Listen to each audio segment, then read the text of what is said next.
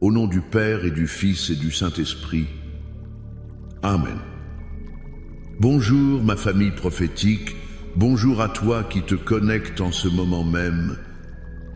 Que la paix du Christ qui surpasse toute intelligence, que la joie du Saint-Esprit et l'amour infini du Père descendent sur toi, sur ta maison, sur tes enfants, là où tu te trouves. Avant toute chose, je veux que nous prenions un instant pour nous placer sous la protection divine. Père céleste, au nom puissant de Jésus-Christ de Nazareth, nous venons devant ton trône de grâce. Nous te remercions pour le souffle de vie, nous te remercions pour cette opportunité de nous rassembler comme un seul corps, unis par ton esprit. Et maintenant, Père, je demande une couverture spéciale sur chaque personne qui écoute ma voix. Je couvre chaque foyer, chaque vie, chaque pensée, chaque cœur du sang précieux de l'agneau. Le sang qui a coulé à la croix du calvaire, ce sang qui nous purifie, qui nous protège, qui nous sanctifie. Je déclare qu'aucune arme forgée contre toi ne pourra prospérer. Je déclare que toute langue qui s'élèverait en justice contre toi sera condamnée. Le sang de Jésus est un rempart autour de toi, une forteresse infranchissable pour l'ennemi. Que le sang de Jésus te couvre de la tête à la plante des pieds. Et nous invitons maintenant la présence glorieuse du Saint-Esprit. Saint-Esprit, Esprit de vérité, Esprit de consolation, Esprit de Dieu, tu es le bienvenu en ce lieu. Viens prendre le contrôle de ce moment. Viens toucher les cœurs, viens parler à tes enfants.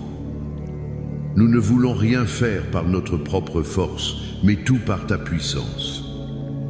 Viens, Esprit Saint, et fais ton œuvre. Et je sens dans mon esprit de prier spécifiquement pour toi qui te sens accablé, pour toi qui ressens un poids sur les épaules, une anxiété qui te ronge de l'intérieur. La parole de Dieu nous dit dans 2 Timothée 1:7, car ce n'est pas un esprit de timidité que Dieu nous a donné, mais un esprit de force, d'amour et de sagesse. En ce moment même, au nom de Jésus, je prends autorité sur tout esprit d'angoisse, sur tout esprit de peur, sur tout esprit de tourment qui a essayé de camper dans ta vie. Et je lui ordonne de te lâcher maintenant. Je brise ses chaînes, je brise son influence. Reçois la paix de Dieu, reçois la force de Dieu, reçois la sérénité qui vient d'en haut. Sois libre au nom de Jésus. Amen. Maintenant, avant de plonger dans la parole, je veux te demander de faire 3 choses très rapidement. Premièrement, écris Amen, je reçois dans les commentaires pour sceller cette prière dans ta vie. Deuxièmement, si ce n'est pas déjà fait, abonne-toi à cette chaîne pour ne manquer aucun de nos rendez-vous avec le Seigneur.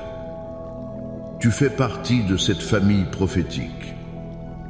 Et troisièmement, partage cette vidéo avec 7 personnes.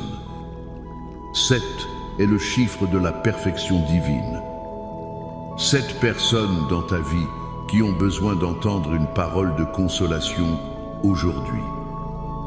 Et surtout, reste bien jusqu'à la fin, car à la fin de ce message, je vais prendre un temps de prière spécifique et puissant pour tous ceux qui ont l'impression de traverser une vallée sombre, une saison de désert.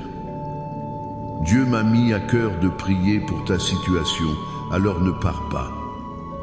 Le thème que le Seigneur a mis sur mon cœur aujourd'hui est tiré du psaume le plus connu, mais peut être l'un des plus profonds, le psaume 23. Notre thème est « Prière pour la consolation et la sérénité ». Le psaume 23 commence par une déclaration qui change tout. « L'Éternel est mon berger, je ne manquerai de rien ». Je veux que tu répètes cela là où tu es. L'Éternel est mon bergeur, pas le berger de l'univers, pas le berger de mon voisin. Il est mon berger. C'est une relation personnelle, intime. David, qui a écrit ce psaume, était lui-même un berger. Il savait ce que cela signifiait. Un berger ne se contente pas de regarder ses brebis de loin. Il les connaît par leur nom. Il les protège des loups. Il les guide vers les meilleurs pâturages. Il soigne leurs blessures. Quand tu déclares l'Éternel est mon berger, tu déclares que tu as un guide personnel, un protecteur divin, un pourvoyeur céleste. Et la conséquence de cette relation est radicale. Je ne manquerai de rien. Écoute-moi bien. Cela ne veut pas dire que tu auras tout ce que tes caprices désirent. Cela signifie que tu ne manqueras jamais de ce dont tu as réellement besoin. Il est ton Jéhovah Jireh, ton Dieu qui pourvoit. Il connaît tes besoins avant même que tu ne les exprimes. Peut être qu'aujourd'hui, tu regardes ton compte en banque et tu vois un manque. Tu regardes ton frigo et tu vois un manque. Tu regardes ta vie affective et tu vois un manque. Mais Dieu te dit, cesse de regarder au manque et regarde au berger. Tant que le berger est là, la provision est assurée. Le premier secret de la sérénité, c'est de déplacer ton regard de tes problèmes vers ton pourvoyeur. C'est de lui faire confiance, même quand les circonstances crient le contraire. La parole continue. Il me fait reposer dans de verts pâturages. Il me dirige près des eaux paisibles. Il restaure mon âme. Le repos, la paix, la restauration ne sont pas des choses que tu dois chercher par tes propres forces. Ce sont des cadeaux que le berger te donne. Il ne te pousse pas, il ne te force pas. Il te dirige. Il te fait reposer. Ta seule responsabilité est de le suivre, de lui obéir, de rester près de lui. Je me souviens d'une sœur dans l'église qui traversait une période de burn-out terrible. Son travail l'avait épuisée, sa famille la tirait de tous les côtés, elle n'avait plus de force. Elle priait pour que Dieu change ses circonstances, mais rien ne bougeait. Un jour, dans la prière, le Seigneur lui a simplement dit « Arrête de te battre et laisse-moi être ton berger ». Elle l'a compris. Elle a commencé à prendre 15 minutes chaque matin, non pas pour demander, mais juste pour être en sa présence, pour écouter sa voix. Elle a commencé à s'imaginer près de ces eaux paisibles. Et petit à petit, sans que ses problèmes aient disparu, son âme a été restaurée. Elle a retrouvé la force, non pas parce que le fardeau était plus léger, mais parce que le berger le portait avec elle. C'est la première clé que Dieu veut te donner aujourd'hui. Ta sérénité se trouve dans ta confiance en ton berger. Le deuxième point, et c'est peut être le plus puissant pour celui qui souffre, se trouve au verset 4. « Quand je marche dans la vallée de l'ombre de la mort, je ne crains aucun mal, car tu es avec moi. Ta houlette et ton bâton me rassurent. » Écoute attentivement la parole. Il n'est pas dit « si je marche », mais « quand je marche ». La Bible ne nous promet pas une vie sans épreuve, sans vallée sombre. La maladie est une vallée. Le deuil est une vallée. La trahison est une vallée. La dépression est une vallée. Le chômage est une vallée. Mais la promesse divine n'est pas l'absence de la vallée, c'est la présence du berger dans la vallée. Je ne crains aucun mal, car tu es avec moi. La source de notre courage n'est pas notre propre force, c'est sa présence. Tu n'es pas seul dans cette épreuve. Il marche avec toi. Chaque pas que tu fais dans l'obscurité, il le fait avec toi. Et David ajoute, « Ta houlette et ton bâton me rassurent. » Qu'est-ce que cela signifie? Le berger utilisait deux instruments.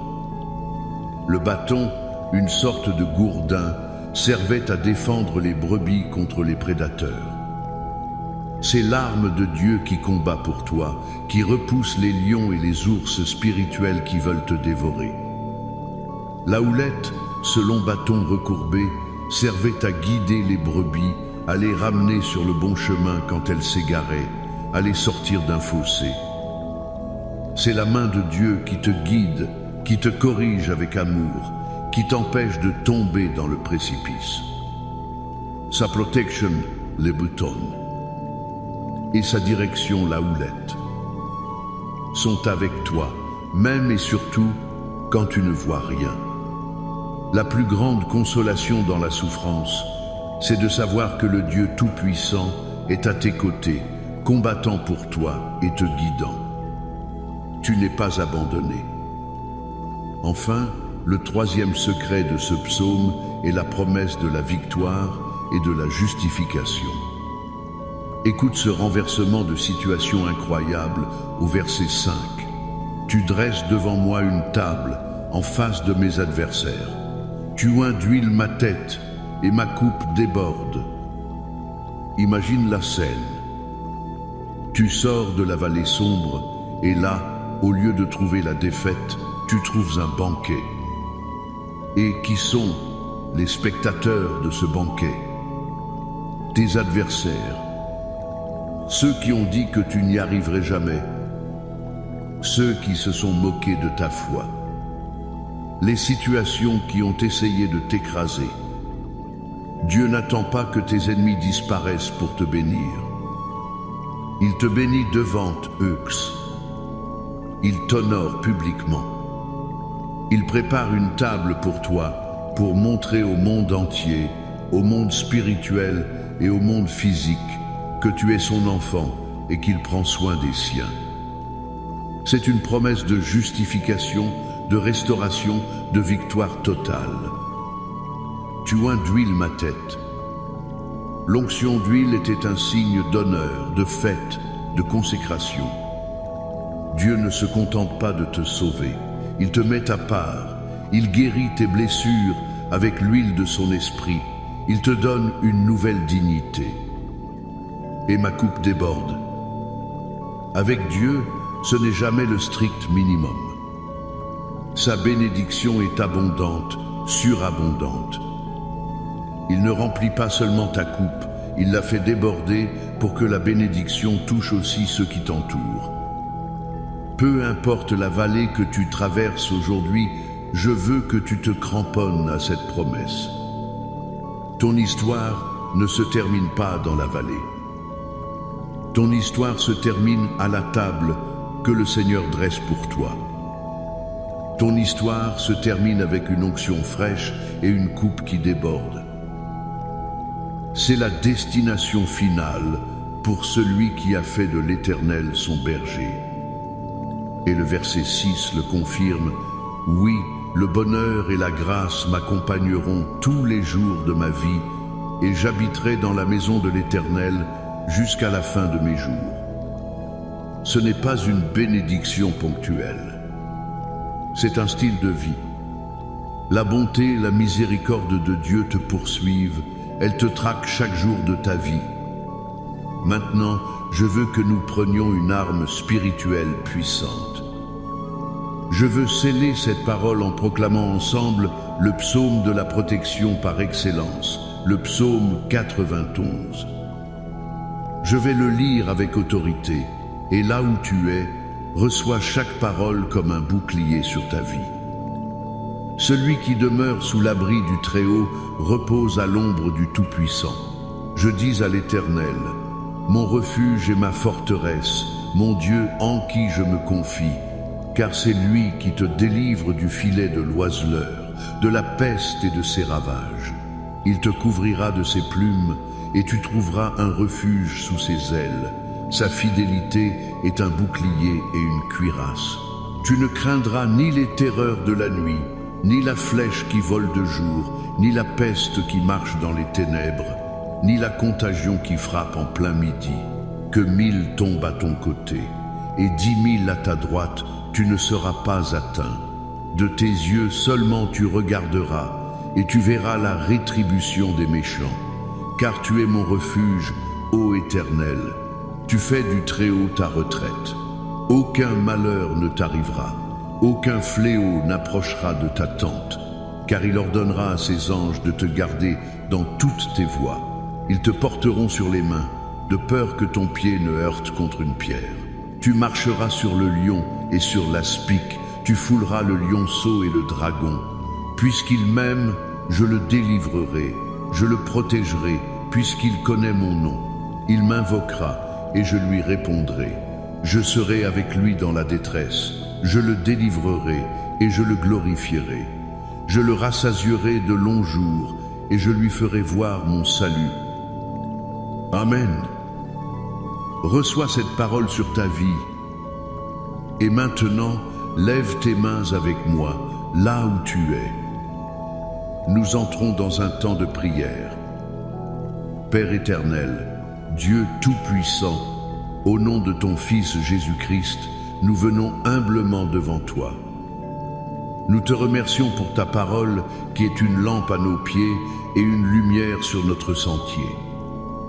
Merci pour la révélation du psaume 23. Seigneur, je prie maintenant pour chaque personne qui écoute ma voix. Je prie pour que tu te révèles à eux non pas comme un Dieu lointain, mais comme leur berger personnel, leur Yahweh Roi. Pour celui qui se sent comme une brebis perdue, sans direction, je prie que ta houlette le guide maintenant. Ramène-le sur les sentiers de la justice. Pour celui dont l'âme est abattue, fatiguée, je prie que tu le fasses reposer dans tes verts pâturages et que tu le diriges près de tes eaux paisibles. Restaure son âme, Seigneur, maintenant même par la puissance de ton Saint-Esprit.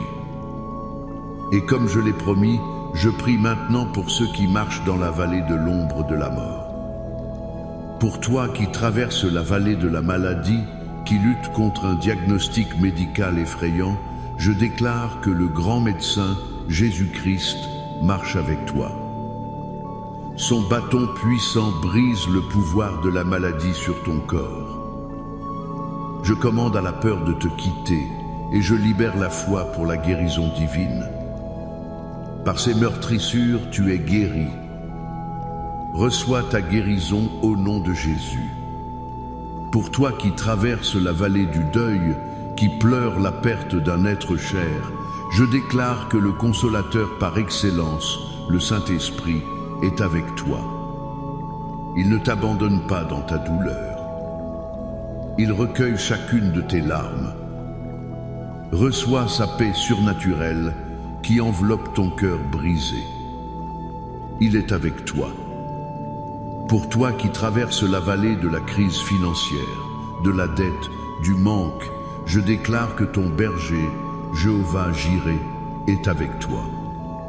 Je brise tout esprit de pauvreté et de limitation. Je déclare que même au milieu de cette vallée, il ouvre des sources d'eau vive. Attends-toi à sa provision miraculeuse. Il ne t'abandonnera pas. Pour toi qui traverses la vallée de la dépression, de l'angoisse, de la solitude, où les ténèbres semblent tout envahir, j'élève la lumière de Christ sur toi. Je déclare que tu n'es pas seul. Le berger te cherche, il t'appelle par ton nom. Sa présence chasse les ténèbres. Sois fortifié, sois renouvelé, sois libéré de ce poids, au nom puissant de Jésus. Et maintenant, Père, je prie pour la promesse de la table.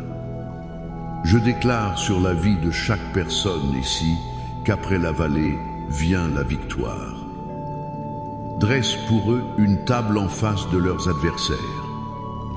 Justifie-les, honore-les, élève-les. Que ceux qui se sont moqués d'eux voient ta main puissante sur leur vie. Je libère l'onction d'huile fraîche sur chaque tête.